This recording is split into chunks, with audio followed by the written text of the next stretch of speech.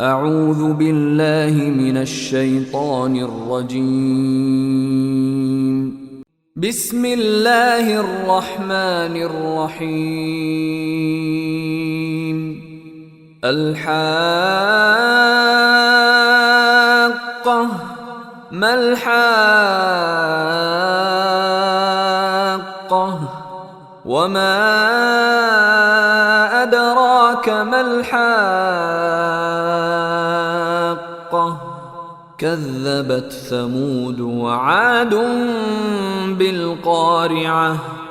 فأما ثمود فأهلكوا بالطاغية وأما عاد فأهلكوا بريح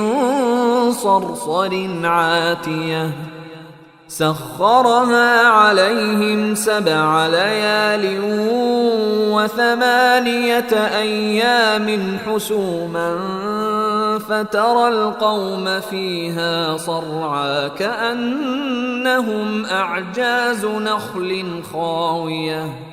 فهل ترى لهم من باقية وجاء فرعون ومن قبله والمؤتفكات بالخاطئة فعصوا رسول ربهم فأخذهم أخذة رابية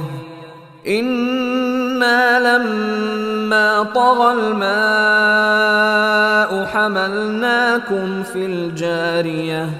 لنجعلها لكم تذكرة وتعيها أذن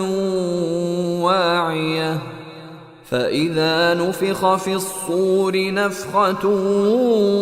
واحدة وحملت الأرض والجبال فدكتا دكة واحدة فيومئذ وقعت الواقعة وانشقت السماء فهي يومئذ واهية والملك على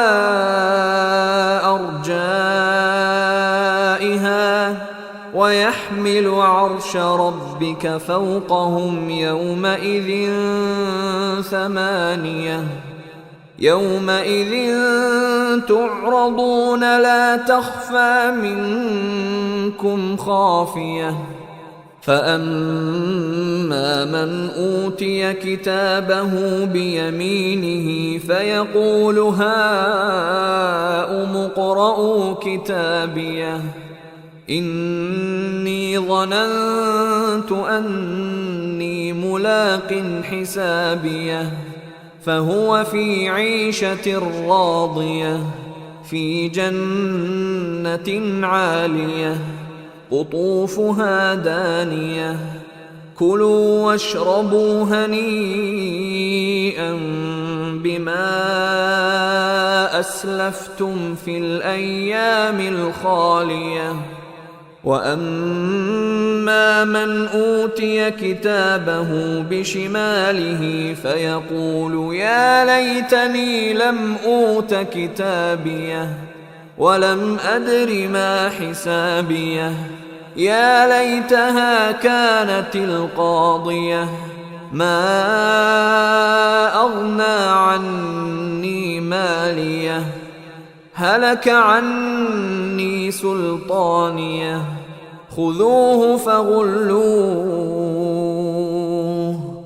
ثم الجحيم صلوه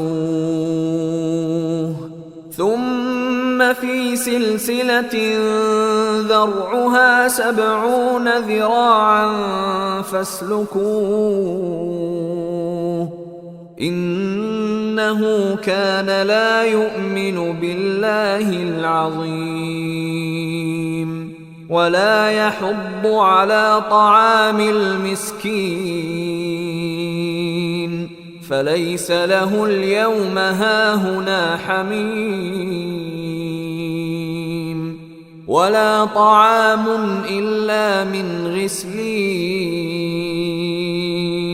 لا يأكله إلا الخاطئون فلا أقسم بما تبصرون وما لا تبصرون إنه لقول رسول كريم وما هو بقول شاعر قليلا ما تؤمنون ولا بقول كاهن قليلا ما تذكرون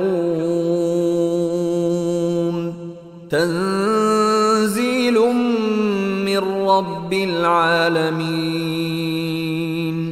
ولو تقول علينا بعض الأقاويل لأخذنا منه باليمين ثم لقطعنا منه الوتين فما منكم من أحد عنه حاجزين وإنه لتذكرة للمتقين وإنا لنعلم أن منكم مكذبين وإنه لحسرة على الكافرين وإنه لحق اليقين فسبح باسم ربك العظيم.